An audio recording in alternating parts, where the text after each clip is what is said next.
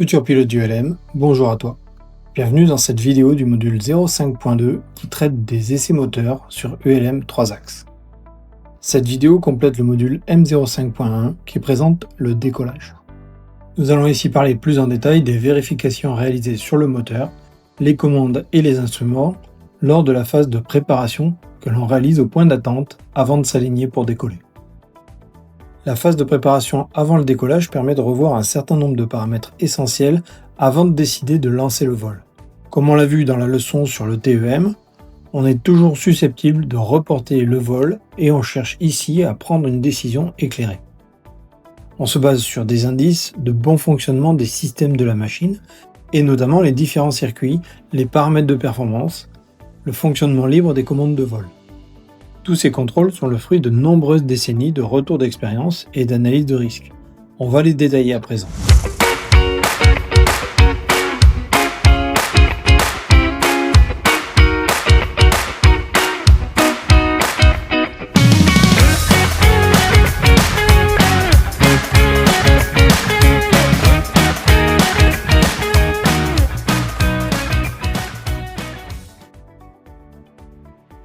On a vu dans le module M01.2 les principaux circuits du moteur. Le premier objectif de la leçon est de comprendre les points de contrôle correspondant à ces circuits durant la réalisation des essais avant décollage. Un second objectif est d'identifier les erreurs classiques répertoriées par le retour d'expérience et les points de contrôle associés. Enfin, la checklist avant décollage permet de configurer l'aéronef et le pilote pour le vol projeté.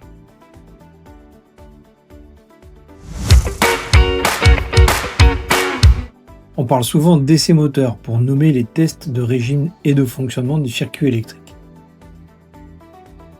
Un autre terme couramment employé, les actions vitales, c'est l'ensemble des vérifications et configurations que l'on doit faire avant le décollage.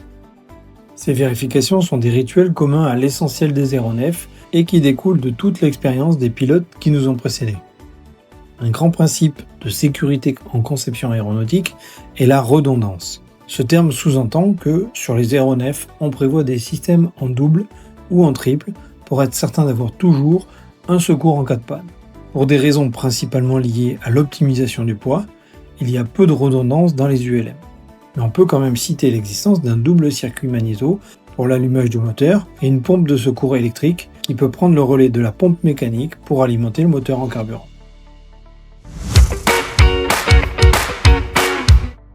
Ici, on se fondera sur un moteur très répandu dans le monde du LM, le Rotax 912.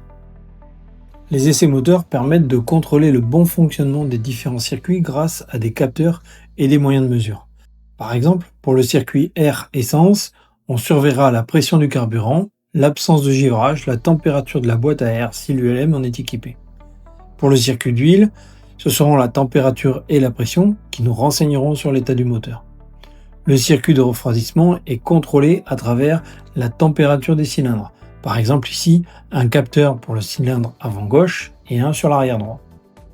Le circuit électrique peut être contrôlé grâce au voyant de charge et à la tension indiquée par le voltmètre. On vérifie aussi la puissance délivrée par le groupe motopropulseur lors de la montée en puissance à 4000 tours par minute par exemple. On relève également le régime de ralenti. Si les plages de régime ne sont pas bonnes, la performance peut être limitée au décollage ou à l'atterrissage. En cas d'indice suspect ou inhabituel, mieux vaut retourner au hangar pour une inspection. On profite du régime élevé à 4000 tours pour réaliser les tests des circuits magnéto. Les deux circuits magnéto fonctionnent normalement en parallèle et alimentent l'allumage du moteur. On dispose de deux circuits pour assurer la redondance du système. La performance de l'allumage diminue de quelques dizaines ou centaines de tours par minute quand on fonctionne sur un seul circuit magnéto. Mais le moteur doit encore tourner normalement. Il faut donc s'assurer que les deux circuits sont suffisamment bien équilibrés pour voler. Le test courant consiste à couper alternativement un circuit, puis le réactiver, puis on coupe le second. En général, les magnétos du Rotax sont gérés par des interrupteurs indépendants au tableau de bord, conventionnellement de couleur rouge.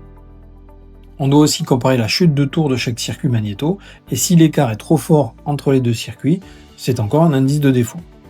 Il faut alors savoir décider du retour au hangar. Les checklists prennent le plus souvent des points de contrôle issus du retour d'expérience des incidents les plus fréquents. Le robinet d'essence doit être ouvert. Les portes ou la verrière doivent être fermées et verrouillées. La goupille de parachute doit être retirée. La piste doit être dégagée en finale et en bout de piste. Ces erreurs sont parmi les plus courantes et malheureusement, il arrive encore régulièrement que des appareils tombent en panne juste après le décollage à cause d'un réservoir resté en position fermée. Pour cette raison, le contrôle de l'ouverture du réservoir est souvent répété au cours des différentes étapes au sol. C'est une redondance volontaire dans les checklists. Il en est de même pour les verrières, que l'on a souvent tendance à rouvrir lors de la préparation à cause de la chaleur ou de la buée, et qui finalement ne sont pas verrouillées au moment du décollage.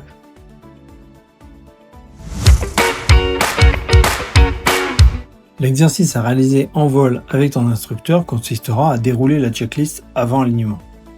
Ces contrôles se font au point d'attente, donc bien à l'écart de la piste. Il ne faut pas se mettre sous pression. Si tu penses que tu vas avoir besoin de temps pour réaliser ta checklist ou faire chauffer ton moteur, essaie de passer après les autres appareils sur le taxiway. La pression temporelle est une cause d'erreur fréquente à cette étape. Tu disposeras probablement d'une checklist papier. Elle est là pour éviter les erreurs. On conseille de la suivre en plaçant le pouce sur le contrôle en cours. L'autre main exécute les opérations quand une main suffit. Il est important de s'appliquer à ne pas sauter d'étape. Elle est généralement composée en 3 parties. Les essais et vérifications relatives au moteur, les contrôles et la configuration de la cellule et des instruments pour le décollage et le vol, puis vient souvent un briefing décollage qui configure l'esprit du pilote qui doit visualiser les dangers et les contre-mesures lors du décollage et le début du vol. La partie de la checklist réservée à la configuration de décollage comprend avant tout la vérification du bon fonctionnement et des battements des commandes, le réglage des volets et du trim pour le décollage. Concernant la préparation du vol, on vérifie notamment la quantité de carburant, le calage altipression, l'allumage des feux, la fréquence de la radio, notamment les fréquences en réserve pour la suite du vol. On bascule le transpondeur en mode alticodeur et on prend le bloc de décollage en cas d'une nave avec plan de vol.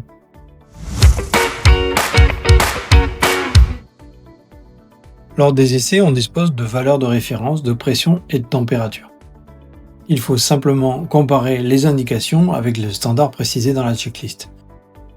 Comme on l'a dit, le compte-tours sert à observer la perte de régime lors des essais magnéto. Tu dois aussi être particulièrement attentif aux informations sensorielles. L'ouïe ici est un sens très utile. On essaie de comparer le bruit avec notre référence habituelle. Le toucher est également utile pour les phénomènes de vibration, mais aussi l'odorat, car une surchauffe, une fuite peut être ainsi détectée. Lors des manœuvres, des commandes ou des volets, il est important de relever qu'il n'y a pas de frottement, de bruit ou de point dur. Et bien entendu, on s'assure avant de pénétrer sur la piste qu'aucun appareil n'arrive en finale. C'est pour faciliter ce contrôle que l'on tourne l'ULM de 30 degrés vers la finale quand on s'arrête au point d'attente.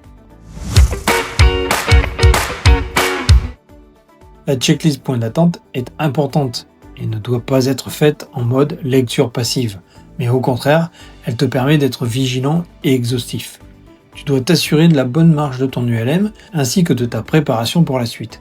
Elle fait partie des contre-mesures face aux erreurs qui concernent particulièrement la sécurité lors de la phase de décollage. La finalité de ces contrôles est, rappelle-t-on, de décider de ne pas engager le vol en cas de doute et de n'oublier aucun contrôle vital.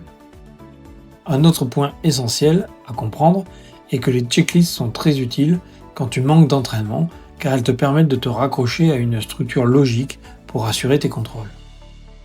Certains clubs ou instructeurs sont partisans de checklists mémorielles, c'est-à-dire sans document. On peut procéder par exemple en réalisant un balayage complet du cockpit de haut en bas et de gauche à droite. Cette méthode permet aussi d'être exhaustif, mais elle ne fonctionne pas très bien quand on est en période de sous-entraînement. Ça y est, tu es fin prêt pour tes exercices. Bon voilà toi.